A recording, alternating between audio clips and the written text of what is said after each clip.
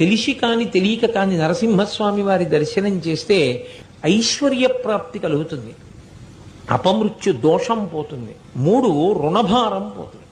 అప్పులున్న వాళ్ళు ఎక్కువగా నరసింహస్వామి వారి దర్శనం చేస్తే ఆయన యొక్క అనుగ్రహంతో ఐశ్వర్యం కలిసి వచ్చి రుణభారం నుంచి బయటపడతారు అని. అంత గొప్ప స్వరూపం ఆ నరసింహ స్వరూపం.